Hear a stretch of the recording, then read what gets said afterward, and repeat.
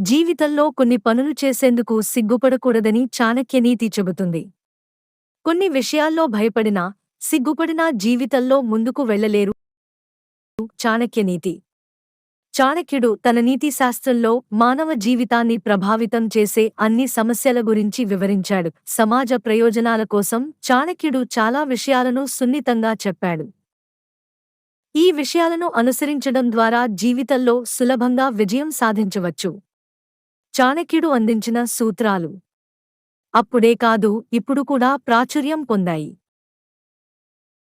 చాణక్య నీతిలో జీవితాన్ని సంతోషపెట్టడానికి అనేక పద్ధతులు, సూత్రాలను అందించాడు. జీవితంలోని సుఖదుమఖాలను వివరించే ఎన్నో రహస్యాలు చాణక్య నీతిలో దాగి ఉన్నాయి. ఈ సూత్రాలను పాటిస్తే జీవితంలో ఎదురయ్యే అన్ని అడ్డంకులను అధిగమించి విజయం సాధించవచ్చు. చాణక్యనీతి ప్రకారం కొన్ని పనులు చేయడానికి సిగ్గుపడకూడదు. ఈ చర్యలకు సిగ్గుపడితే భవిష్యత్తులో మీకు హాని కలుగుతుందని చాణక్యుడు వివరించాడు. ఆకలి విషయంలో సిగ్గువద్దు. చాణక్యుడు ప్రకారం తినడానికి సిగ్గుపడేవారు జీవితంలో ఆకలితో ఉంటారు. మీరు తినడానికి ఎప్పుడూ సిగ్గుపడకూడదు. ఒక వ్యక్తి తినడానికి పడితే చాలా సమస్యలు ఎదుర్కోవలసి వస్తుంది.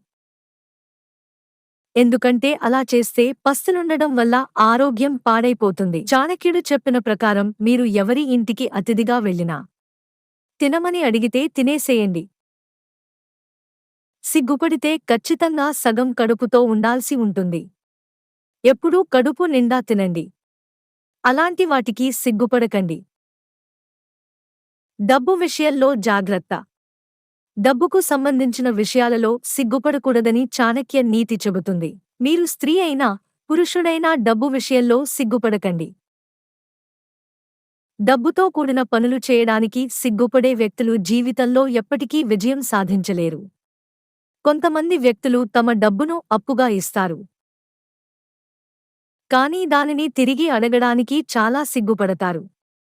మీ ఈ అలవాటు ద్వారా మీరు డబ్బును కోల్పోవలసి వస్తుంది. దీనివలన మీరు ధన నష్టాన్ని ఎదుర్కోవలసి ఉంటుంది.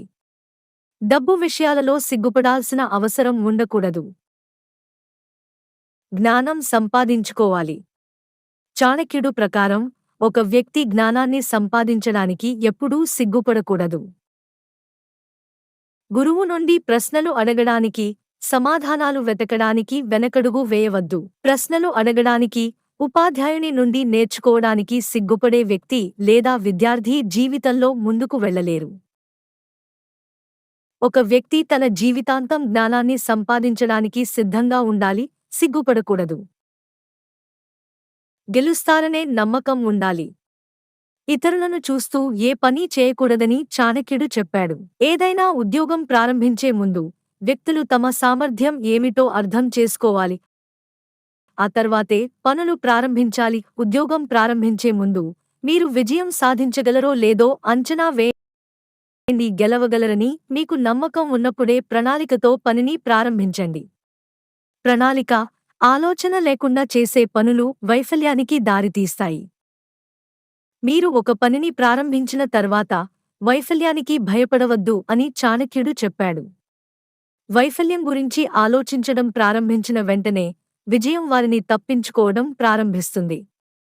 ఒక వ్యక్తి అపజయానికి భయపడి ఎప్పుడూ అర్ధమనస్సుతో పనులు చేయకూడదు.